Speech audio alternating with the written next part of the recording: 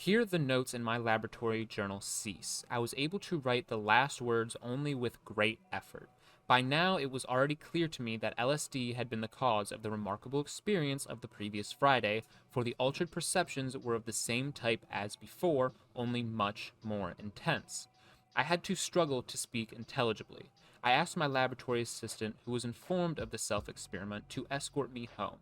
We went by bicycle, no automobile being available because of wartime restrictions on their use.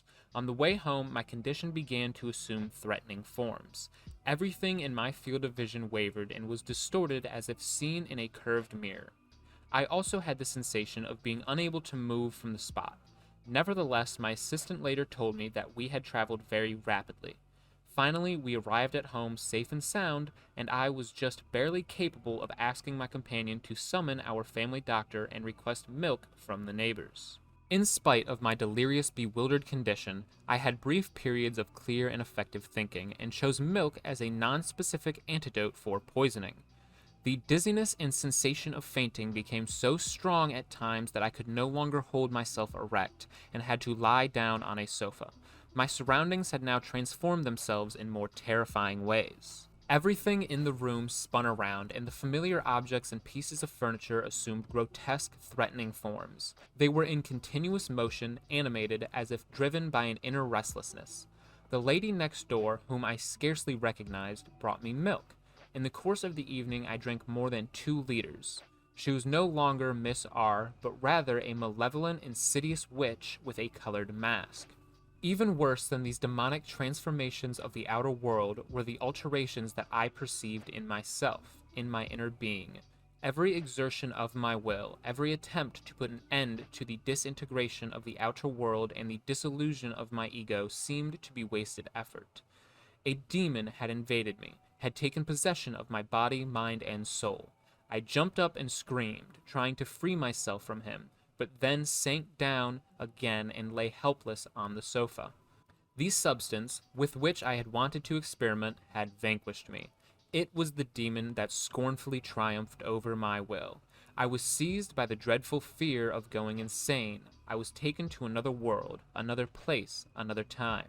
My body seemed to be without sensation, lifeless, strange. Was I dying? Was this the transition? At times I believed myself to be outside my body, and then perceived clearly as an outside observer the complete tragedy of my situation. I had not even taken leave of my family. My wife, with our 3 children, had traveled that day to visit her parents in Lucerne. Would they ever understand that I had not experimented thoughtlessly, irresponsibly, but rather with the utmost caution, and that such a result was in no way foreseeable? My fear and despair intensified, not only because a young family should lose its father, but also because I dreaded leaving my chemical research, which meant so much to me, unfinished in the midst of fruitful, promising development. Another reflection took shape, an idea full of bitter irony. If I was now forced to leave this world prematurely, it was because of this lysergic acid diethylamide that I had myself brought forth into the world.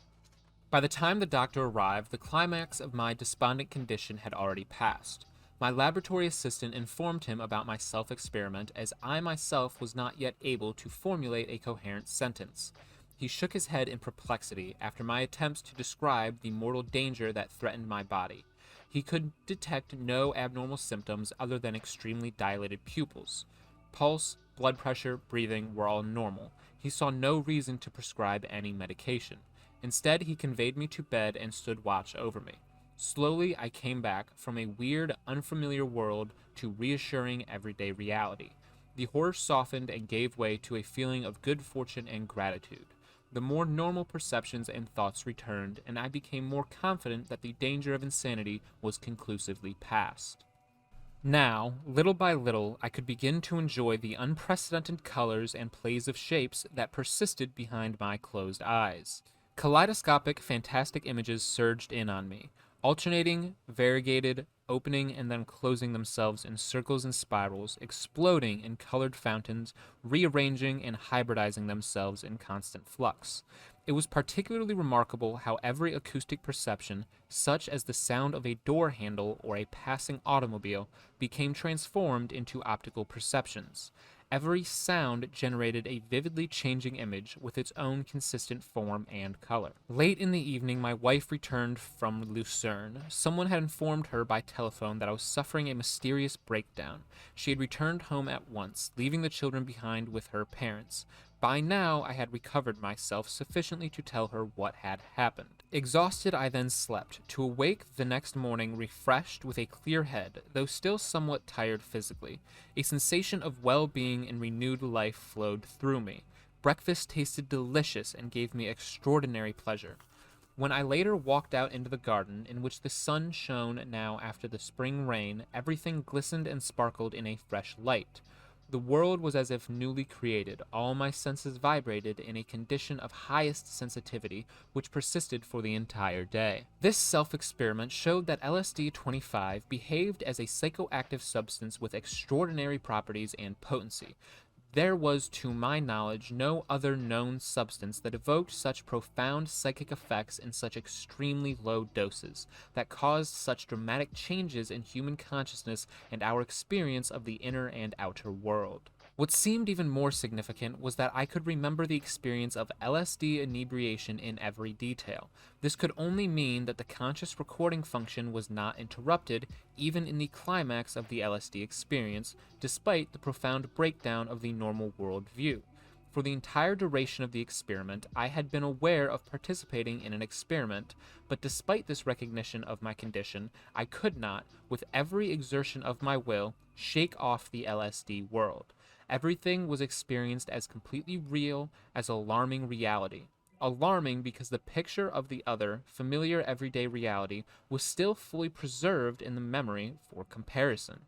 Another surprising aspect of LSD was its ability to produce such a far-reaching, powerful state of inebriation without leaving a hangover. Quite the contrary, on the day after the LSD experiment, I felt myself to be, as already described, in excellent physical and mental condition. I was aware that LSD, a new active compound with such properties, would have to be of use in pharmacology, in neurology, and especially in psychiatry, and that it would attract the interest of concerned specialists.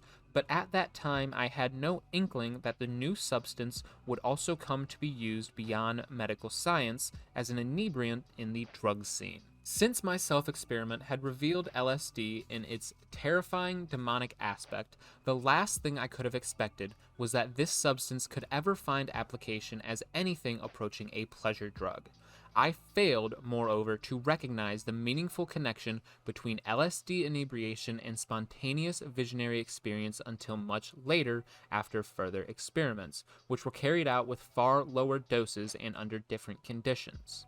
The next day, I wrote to Professor Stoll the above-mentioned report about my extraordinary experience with LSD-25 and sent a copy to the director of the pharmacological department, Professor Rothlen. As expected, the first reaction was incredulous astonishment.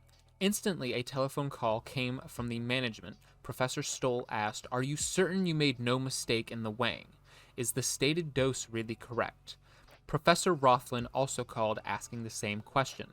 I was certain of this point, for I had executed the weighing and dosage with my own hands. Yet their doubts were justified to some extent, for until then no known substance had displayed even the slightest psychic effect in a fraction of a milligram dose. An active compound of such potency seemed almost unbelievable. Professor Rothlen himself and two of his colleagues were the first to repeat my experiment with only 1/3 of the dose I had utilized, but even at that level, the effects were still extremely impressive and quite fantastic. All doubts about the statements in my report were eliminated.